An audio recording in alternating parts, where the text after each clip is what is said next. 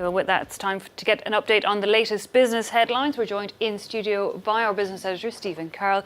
Stephen, you've been looking at the measures announced by the French President Emmanuel Macron, and notably at how much they might cost. That's right, a hike in the minimum wage, scrapping taxes on overtime and for pensioners on low incomes, and encouraging companies to pay workers a tax-free bonus this Christmas. It's a significant package of measures announced by Emmanuel Macron, but they do come at a cost.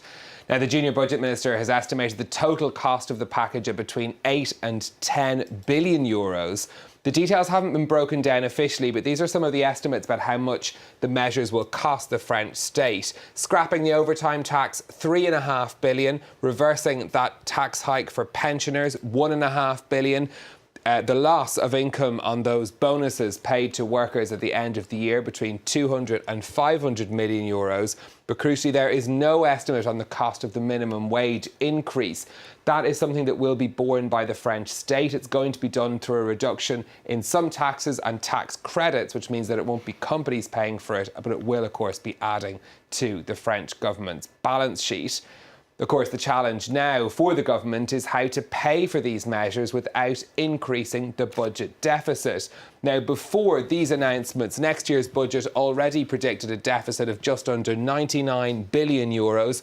That's 2.8% of GDP, just below the EU's limit of 3%. These predictions, though, are based on growth of 1.7% for the French economy next year. Of course, that's not guaranteed. Under EU budget rules, governments must stick to their deficit targets, so more spending will mean that budget cuts will have to come from somewhere else. Of course, the idea behind these measures was to give something back to low-paid workers who feel they've been squeezed financially. So, did they welcome the announcements? Georgina Robertson has this report.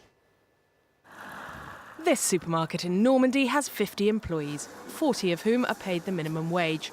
They stand to benefit from the €100 a month increase announced by President Macron. But there are mixed feelings about another measure, which would allow companies to pay workers an end-of-year bonus, tax-free. Thinking short term, of course I will say yes. A bonus, great, because I'm an employee. But I want my job to last. Because if the company is in trouble, so is my job in the long term.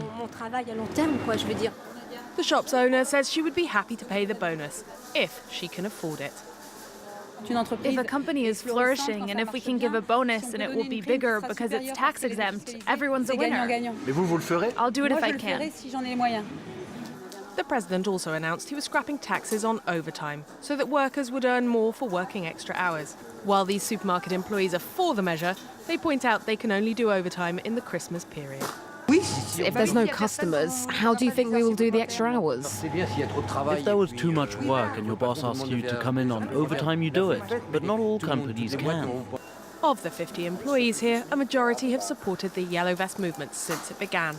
They'll now have to consider if these steps are enough to satisfy them. The French advertising giant Publicis was among the first to say that it would pay that end-of-year bonus to staff after the president's speech.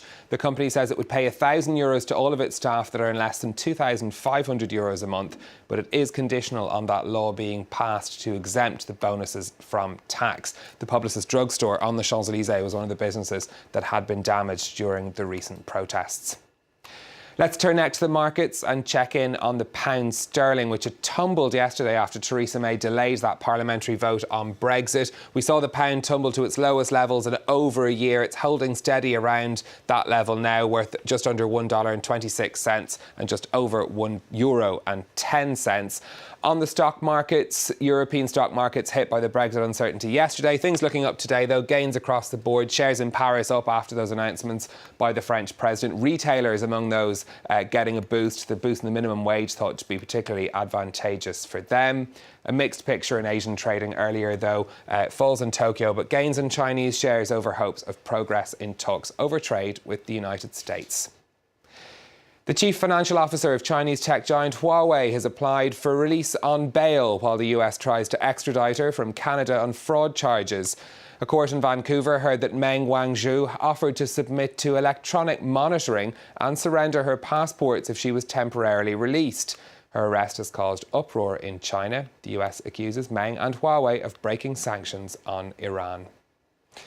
Finally, for me, the tyre maker Goodyear is shutting its operations in Venezuela. As part of the redundancy settlement, though, workers are to be given 10 tyres, as well as a financial payment.